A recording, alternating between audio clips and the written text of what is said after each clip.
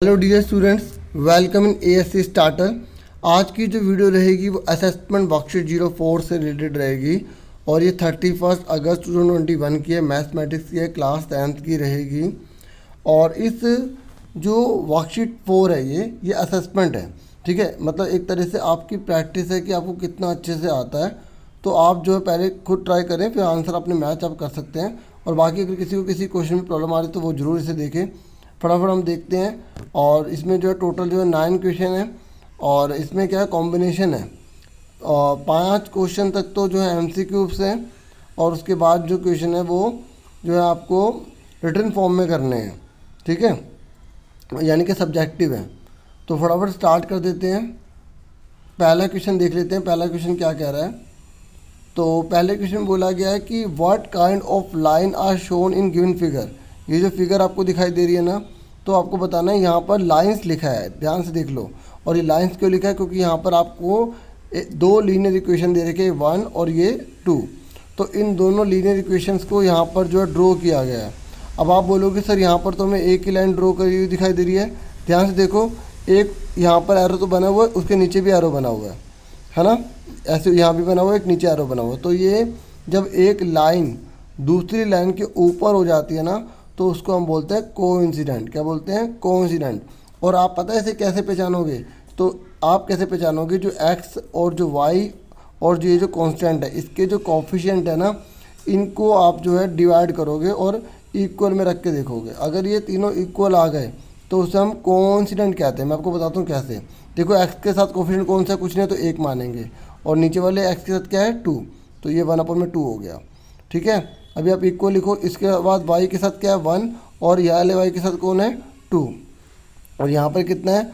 5/10। अब आप देखो, इसे कैंसिल करो। ये तो कट नहीं रहे, ये भी नहीं कट रहा, ये कट रहा है। 5 1 5, 5 2 10। अब ये तीनों इक्वल आ रहे हैं। देखो, 1/2 इक्वल आ रहा है, 1/2 इक्वल आ रहा है, 1/2। जब ये तीनों इक्वल आते हैं तो हम इसको बोलते हैं कोइंसिडेंट। क्या बोलते हैं? कोइंसिडेंट लाइंस बोलते हैं। तो इसका आंसर जो है पहले वाले का क्या आ गया? कोइंसिडेंट लाइंस आ गया। होप आपको समझ में आ गया होगा, ठीक है। उसके बाद नेक्स्ट क्वेश्चन है how many solution are there for the given equation. ये कह रहे हैं ये जो इक्वेशन दे रखी है ना, इसमें कितने सॉल्यूशन हैं। तो देखो, मैं आपको बता दूं, जब लाइन कोइंसिडेंट होती है ना, तो हर पॉइंट पर ही सॉल्यूशन होता है। तो आप समझ गए होंगे इसका आंसर क्या होगा? Many solution. क्लियर हो गया? पहले वाले का क्या था? कोइंसिडेंट। अगर पहला क्लियर है तो दूसरा अपने आप ही आपको क्लियर हो जाएगा। अगर दूसरा क्लियर तो तीसरा भी आप अपने आप कर लोगे। कैसे? इसने बोला कि कौन सी कंडीशन ट्रू होती है, जो कोइंसिडेंट होते हैं, ठीक है, जो मैंने सोल्यूशन होते हैं। तो ये वाली अभी मैंने आपको बताया भी था करके, 1/2 इक्वल टू 1/2 इक्वल टू 1/2 आ रहा था, ठीक है। और कई बच्चों के मन में सवाल हो सकता है कि सर अगर ये शुरू के दो इक्वल ना आए तो उसको क्या बोलेंगे, ठीक है। और देखो, अगर शुरू के इक्वल नहीं आते तो हम उसको बोलते हैं इंटरसेक्टिंग। और अगर तीनों ही इक्वल जो है नहीं आते, या हम ये कह लें कि शुरू के दो इक्वल आ जाएं और बाद वाला इक्वल नहीं आए, ठीक है, तो हम इसको बोलते हैं पैरेलल। तो अभी हम इसके बारे में ना जाने, अभी इसके बारे में जानते हैं। और भी वर्कशीट आएंगी, असेसमेंट आएंगे, तो उसमें आप अच्छे से क्लियर कर लेंगे। तो आपको समझ में आ गया कि कोइंसिडेंट किसे कहते हैं, ठीक है, जिसमें क्या होता है कि तीनों के तीनों जो भी पॉइंट्स होंगे वो इक्वल आएंगे, यानी कि A1/A2, ठीक है, B1/B2, C1/C2, ठीक है। और यहाँ पर जो है इन्होंने इस फॉर्म में लिखा है, यानी कि A1/B1 और A2/B2। तो हम इसको ऐसे भी लिख सकते हैं, क्योंकि लिखने के बहुत सारे तरीके होते हैं। जैसे मैंने क्या करा, मैंने A ऐसे करा, X B Y और प्लस C, मैंने ऐसे लिया। इसको 1, इसको 1, इसको 1 कह दिया।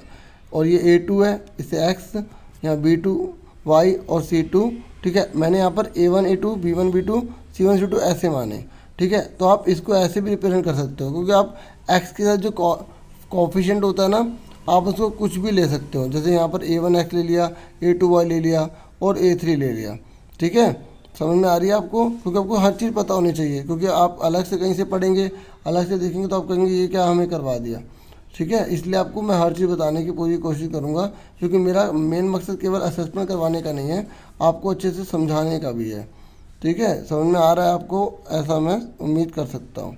तो ये B3 हो गया। तो जब हम ऐसे करते हैं ना A1 A2 A3 B1 B2 B3, तो इसमें C की ज़रूरत नहीं पड़ती है। तो इसका मतलब ये आंसर इसका करेक्ट है। क्लियर हो गया आपको। उसके बाद जो है अब हम आगे बढ़ जाते हैं। अब हमसे आगे पूछा गया है कि which of the following is a solution of the given equation. ये कह रहा है जो इक्वेशन दे रखी है ना, ये जो हमें इक्वेशन दे रखी है, तो इनमें से ये किसका सॉल्यूशन है। देखो इसको दो तरीके हैं करने के, या तो आप ग्राफ में चेक कर लो, या आपको जो इक्वेशन दे रखी है इसमें पुट कर लो। अगर राइट हैंड के बराबर आ गया तो आंसर है। जैसे मैं आपको बताता हूँ, देखो यहाँ 1 और 5 लिखा हुआ है। पहले वाले को x बोलते हैं, दूसरे वाले को y बोलते हैं, आपको पता होना चाहिए। तो अगर मैं इसमें पुट करूँ 1 और 5 तो ये 6 होता है, तो 5 तो आ ही नहीं सकता। और ऐसे यहाँ देखो x का 1 है, ये रहा 1, बड़ा करके दिखाता हूँ। यहाँ देखिए x का जो है वो है 1 और y का है 5, तो दोनों जब मिलेंगे तो वो इस पॉइंट पर आएंगे। और जबकि यहाँ पर तो 5 पर ये y एक्सिस पर टच कर रहा है, तो इसका मतलब क्या हुआ, गलत है ना। तो आपको जैसे आसान लगे आप वैसे कर सकते हैं, दोनों में से किसी में पुट कर सकते हैं। मैं सीधा आंसर की तरफ चलता हूँ, 6 - 1। अब आप ध्यान से देखो, यहाँ पर पुट करा 6, यहाँ पुट करा -1, तो 6 में से 1 के 5 आ रहा है। और जब आप ग्राफ में भी बनाएंगे ना, तो देखो x का 6 y का -1, तो दोनों जब मिलेंगे तो देखो नंबर लाइन पर ही आ रहा है, इसलिए इसका आंसर क्या आएगा, C आएगा। समझ में आ गया आप सबको। एक बार मैं आपको दोबारा बता देता हूँ। पहले का जो है D है, दूसरे का जो है C है, तीसरे का जो है B है, उसके बाद जो है फोर्थ वाले का हमने अभी C करा है। अब फिफ्थ में कह रहा है कि अगर y की वैल्यू 13 है तो x की वैल्यू कितनी निकलेगी। ठीक है, तो देखो मैंने आपको सिंपल बताया था, तो ऐसे में आप ग्राफ से भी कर सकते हैं और आप इक्वेशन से भी कर सकते हैं। तो इक्वेशन से ज़्यादा इजी रहेगा। इसने क्या बोला है, x + y को जोड़ने पर कितना आता है, 5 आता है। तो हमें क्या बोला गया है, यहाँ पर y की वैल्यू 13 दे रखी है, तो अब सिंपल सी बात है, हम इस y की जगह क्या पुट कर देंगे, 13 पुट कर देंगे। ठीक है, ये देखो x + 13 = में क्या है, 5। तो x की वैल्यू कितनी आ गई, आपको पता है प्लस वाला जाके माइनस का हो जाएगा, तो कितना आ गया, 13 में से 5 के माइनस के 8 आ गया। माइनस की रकम बढ़ी है इसलिए माइनस का 8 आ गया। तो आप समझ गए आंसर इसका क्या है, -8। और होप आप सबके आंसर सही होंगे। बाकी जिन्होंने अभी चैप्टर नहीं करा वो अभी सीख लें अच्छे से। ठीक है, अब देखो अभी तक जो थे MCQ थे, अब ये मैंने कॉपी पर करे हैं। ठीक है, क्योंकि अगर मैं एक एक करूँगा तो कई बार जो है इसमें टाइम ज़्यादा लग जाएगा, तो मैंने रिटन में करे हैं और उसी में आपको समझाऊंगा और आपको अच्छे से बता दूंगा। ठीक है, ताकि आप नोट भी कर लें और अच्छे समझ लें। अब यहाँ बोला गया है कि आपको k की वैल्यू निकालनी है। ठीक है, किसकी वैल्यू निकालनी है, k की। और इसने बोला है कि इसका कोई सोल्यूशन नहीं है। तो देखो 3 चीज़ें होती हैं, एक होता है 1 सोल्यूशन, एक होता है नो सोल्यूशन, और एक होता है मैनी सोल्यूशन। मैनी सोल्यूशन के बारे में आप अच्छे से यहाँ पे सीख चुके हैं। ठीक है, मैनी सोल्यूशन होता है तो वो क्या होता है, कॉन्स्टेंट होता है। मैनी सोल्यूशन है तो उसका ये फॉर्मूला होता है ना। अब ये कह रहा है कि उसका कोई सोल्यूशन ही नहीं है, और जब कोई सोल्यूशन नहीं होता तो जो लाइन होती है ना वो दोनों पैरेलल होती हैं। क्या होती है, पैरेलल, मतलब एक दूसरे को कभी काटेंगे नहीं। मतलब कहने का ये है कि अगर आप इसका ग्राफ बनाओगे ना, तो जो ग्राफ बनेगा ना, 2 लाइन बनेगी, पैरेलल बनेगी। हो सकता है ऐसे बन जाए, हो सकता है ऐसे बन जाए, ये तो पता नहीं, बनाने के बाद पता लगेगा। लेकिन 2 लाइन आप कभी भी ना आपस में एक दूसरे को काटेंगे नहीं। इस बात को आपको ध्यान में रखना है। होप आपको समझ में आ रहा होगा। अब इसने बोला k की वैल्यू निकालो। अगर आपको फॉर्मूला पता है ना तो आप k की वैल्यू निकाल लेंगे। मैं आपको सीधा आंसर की तरफ ले चलता हूँ। अब आप देखिए आराम से, देखो किस तरीके से लिखना है वो भी मैंने अच्छे से यहाँ पे लिखा है। तो ये क्वेश्चन है, तो हमें यहाँ पे सबसे पहले लिख दिया, given pair of linear equation has no solution. यहाँ पर जो हमें पेयर दे रखा है उसका कोई सॉल्यूशन नहीं है। ठीक है, तो हमने अगर कोई सॉल्यूशन नहीं होता तो इसका ये फॉर्मूला है। ठीक है, तो A1/A2, B1/B2, C1/C2 समझ में आ गई। उसके बाद A1 कितना है, 3, आप यहाँ पे देख सकते हैं। ये जो पहले वाला है ना इसको हम 3 कहेंगे, और ये जो y वाला है इसको हम क्या बोलेंगे, B1। ठीक है, क्योंकि मैंने A1 B1 C1 नाम लिए हैं। आप चाहे तो A1 A2 B2, ठीक है, या A1 A2 A3 B1 B2 B3 भी ले सकते हैं। उसके बाद क्या A2 कितना दे रखा है हमें, यहाँ पर 6 दे रखा है, तो हमने यहाँ पे 6 लिख लिया, और B2 में 2 दे रखा है। उसके बाद आपको मैंने अभी फॉर्मूला यहाँ पे बता ही दिया कि इसमें क्या होता है, एक इक्वल होता है, एक इक्वल नहीं होता। तो हम शुरू वाले पार्ट को ले लेंगे। तो हमने क्या लिखा, 3/6 K/2, फिर हमने क्या करा, इसको क्रॉस मल्टीप्लाई कर दिया। ठीक है, देखो 6 की के में मल्टीप्लाई करी 6k हो गया, 3 2 6 हो गया, और 6 बटे में चला गया तो कितना आ गया, 6 को 6 से डिवाइड कर दिया तो 1 आ गया। ठीक है, तो आप इसका स्क्रीनशॉट आराम से ले सकते हैं। मैंने आपको 6 क्वेश्चन अच्छे से समझा दिया। अब हम बढ़ जाते हैं नेक्स्ट क्वेश्चन पर, 7th पर। 7th क्वेश्चन में बोला गया कि आपको एक्स और वाई की दोनों की वैल्यू निकालनी है। तो आपको पता होना चाहिए जब आप एक्स और वाई की वैल्यू निकाल रहे हैं तो उसके जो हैं 4 तरीके होते हैं या 4 मेथड होते हैं। पहला तो ग्राफिकल मेथड होता है, और ग्राफिकल मेथड से ये क्वेश्चन पूछा गया है, अभी हम 8वां करेंगे जब। ठीक है, और दूसरा मेथड होता है सब्स्टिट्यूशन मेथड। ठीक है, और तीसरा होता है एलिमिनेशन, और चौथा होता है क्रॉस मल्टीप्लिकेशन मेथड। तो इसमें मैंने जो है एलिमिनेशन मेथड लगाया। ठीक है, अब आप पहले एलिमिनेशन से सीख लीजिए, और मैंने इस वाले में जो है सब्स्टिट्यूशन यूज़ किया, अलग अलग यूज़ किए ताकि आप सारे मेथड एक ही वीडियो में सीख लें। ठीक है, तो अब फटाफट इसका आप आंसर देखिए। अब देखिए, सबसे पहले हमने क्वेश्चन नोट कर दी, मैंने लिखा यूजिंग एलिमिनेशन मेथड। ठीक है, एलिमिनेशन मेथड मतलब एलिमिनेट करना, किसी एक को हटा देना या ख़त्म कर देना। तो इसमें क्या करते हैं, हमें एक्स जो है ना, ये इसके कोएफिशिएंट बराबर करने होते हैं। देखो सिंपल तरीका तो ये है कि आप इस 6 को इससे मल्टीप्लाई कर दो और इस वाले 4 को इससे मल्टीप्लाई कर दो, जैसे मैंने यहाँ पे किया है। नहीं तो आप चाहें तो बहुत डीपली पढ़ना चाहते हैं तो 6 और 4 ये जो दे रखे इसका आप एलसीएम ले लें। 2 3 जा 6 हो गया, 2 2 जा 4 हो गया, 3 1 जा 3 हो गया, ऐसे 2 1 जा 2 हो गया, तो 2 2 जा 4 3 जा 12। तो 12 लाने के लिए आप 4 को किससे मल्टीप्लाई करोगे, 3 से, और 6 को किससे करोगे, 2 से। तो आप ऐसे भी कर सकते हैं। बाकी बहुत से बच्चे जो है इसमें ज़्यादा वो लेना नहीं चाहते टेंशन, तो सिंपल तरीके से करना चाहते हैं, तो मैं उनको ये एडवाइस करता हूँ 6 को इससे मल्टीप्लाई कर दो, 4 को इससे मल्टीप्लाई कर दो। ठीक है, जैसे कि मैंने यहाँ पर किया, आप देख सकते हैं। ये देखिए मैंने मल्टीप्लाई करा, 6 4 जा 24, 6 3 जा 18 हो गया। ठीक है, ऐसे ही 6 की 14 में करा तो कितना आ गया, 84 आ गया माइनस का। उसके बाद 4 की मल्टीप्लाई करी, फिर मैंने 4 की मल्टीप्लाई करी इसमें, फिर 4 की मल्टीप्लाई करी।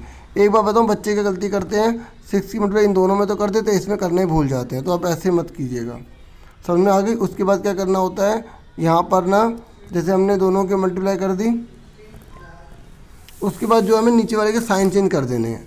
जैसे प्लस का 24 है, माइनस का कर दिया।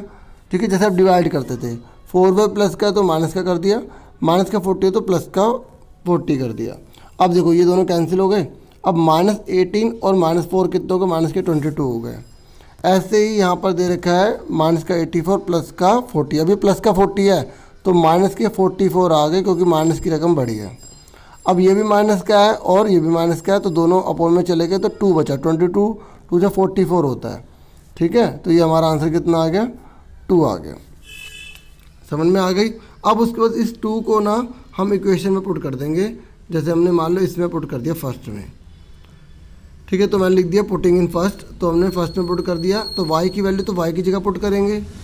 ठीक है, तो हमने y की वैल्यू पुट कर दी। तो देखो 3 2 6 हो गया, ये माइनस का 14 है, माइनस का 6 जाके प्लस का हो गया। और इस तरीके से 14 में से जब 6 गया तो माइनस का 8 आ गया, 4 अपोन में चला गया। तो इस तरीके से x को हमारे को आंसर कितना मिल गया, माइनस का 2 मिल गया, जब हमने 4 2 जा 8 कर दिया। तो इस तरीके से हमारे दोनों आंसर आ गए। x भी निकल गया माइनस का 2 और y हमारा प्लस का 2 आ गया। मैंने बॉक्सेस में बना दिया ताकि टीचर को देखने में प्रॉब्लम ना हो। ठीक है, ऐसे ही पेपर में भी आप कीजिएगा। अब आप इसका ना आराम से स्क्रीनशॉट ले लीजिए। ठीक है, ताकि आराम से आपको प्रॉब्लम ना आए। ठीक है, तो होप आपने ले लिया होगा। उसके बाद हम आगे बढ़ जाते हैं नेक्स्ट क्वेश्चन पर, जो है लॉन्ग क्वेश्चन है। ठीक है, पहले आप क्वेश्चन देख लो। अब देखिए ये है, यहाँ बोला गया solve the following system of equation graphically. आपको इसको जो है ना ग्राफिकली सॉल्व करना है। अब आपको ग्राफिकली करना है तो आपको क्या करना होगा, x और y की जो है ना कम से कम 2 वैल्यूज़ निकालनी होंगी दोनों इक्वेशन में। ठीक है, तो मैंने इसमें भी जो है ना अलग अलग तरीके से किया ताकि आपको अच्छे से समझ में आ जाए और आप किसी भी तरीके को अपना लें और अच्छे से नंबर लाएं।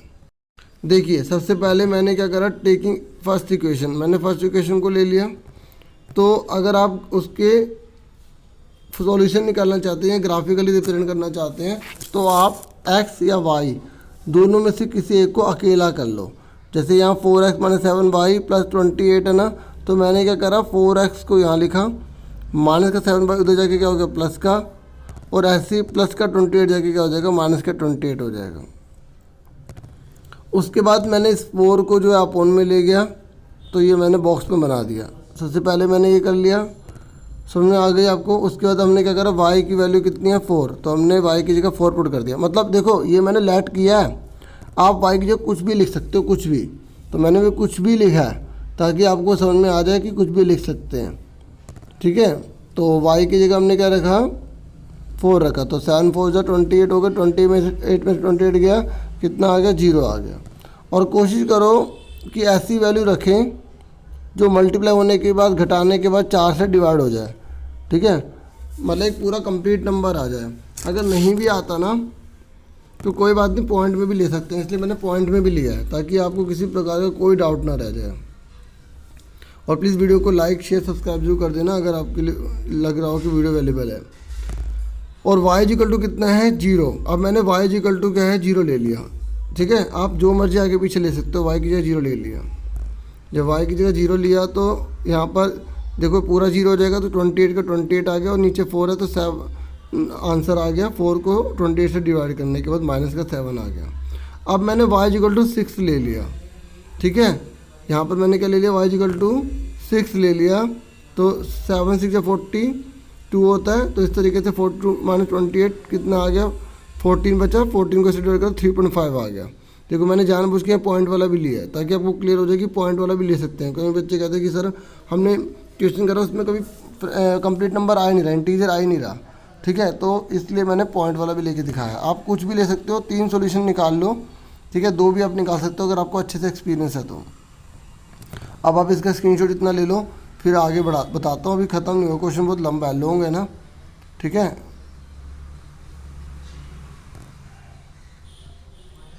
अब आगे देखो, वही क्वेश्चन कंटिन्यू चल रहा है, उसका सेकंड जो है ना इक्वेशन, ये जो सेकंड इक्वेशन है अब हम इसको कर रहे हैं, ठीक है। अब देखो, अब दूसरा तरीका देखो, ये नहीं है कि हर इक्वेशन में आपको अलग अलग तरीका लगाना है, आप जिससे मर्जी कर सकते हो।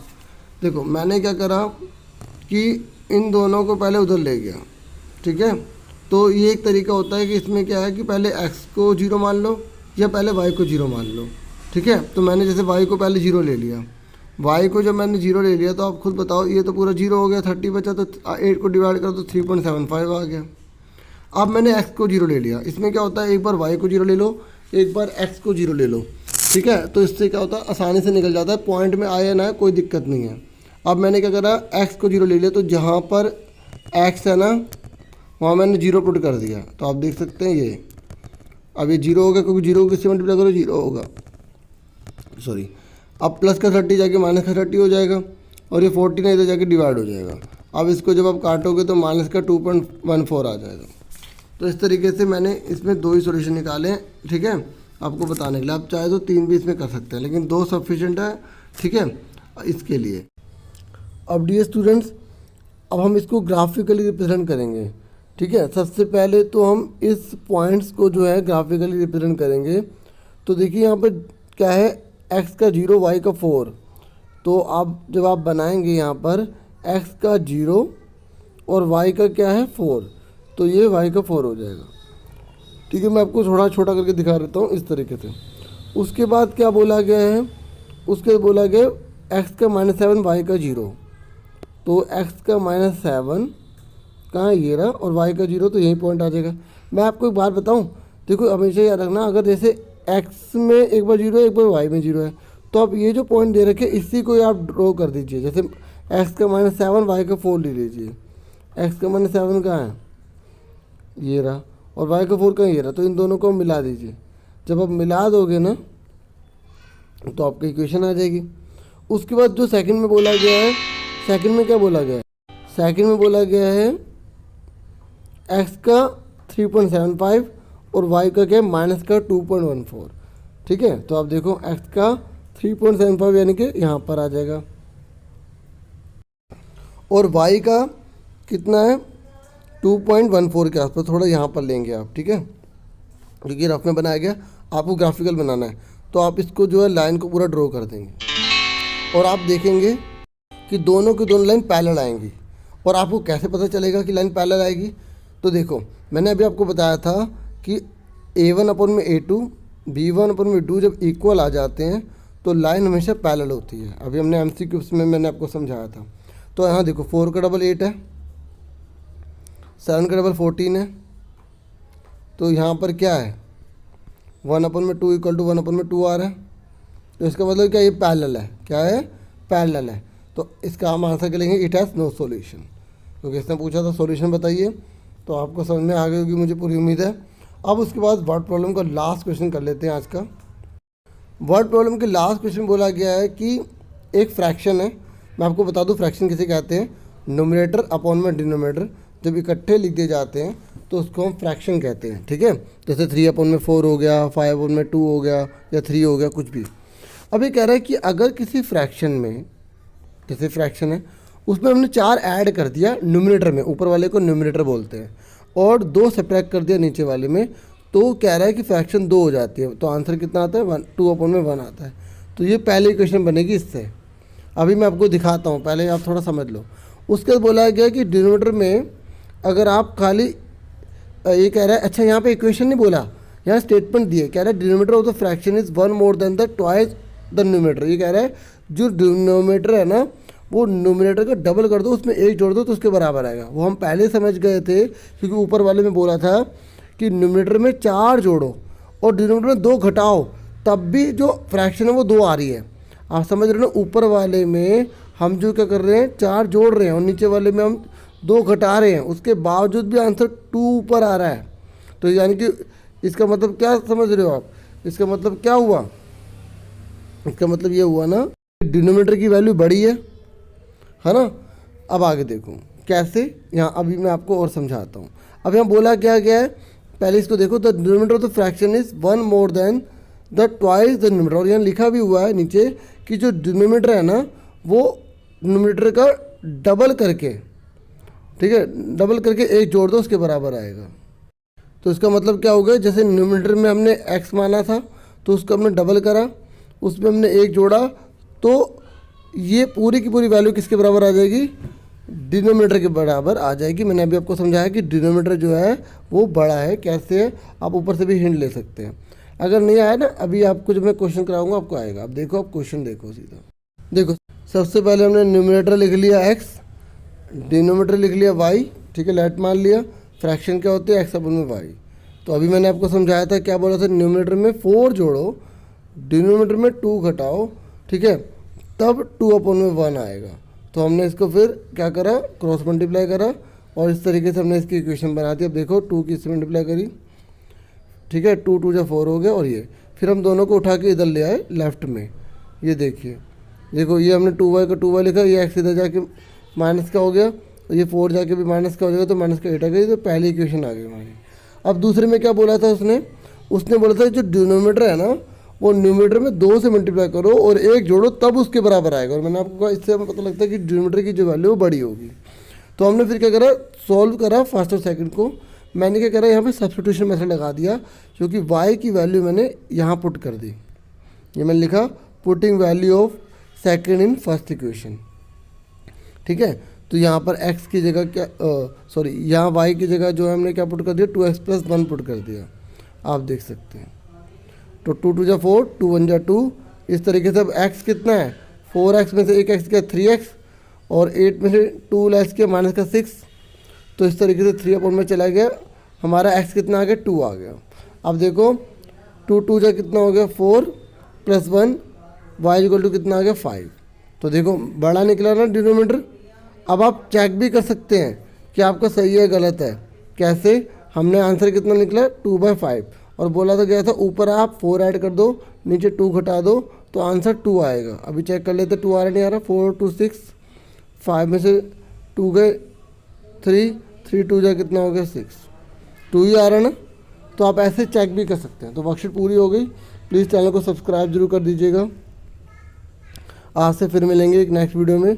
आप इसका स्क्रीनशॉट ले सकते हैं, ठीक है, यहाँ से आप आराम से देख सकते हैं इस क्वेश्चन को। ठीक है, फिर मिलेंगे आपसे नेक्स्ट वीडियो में। अपना पूरा ध्यान रखना। Thank you for watching and listening carefully. Take care yourself dear students.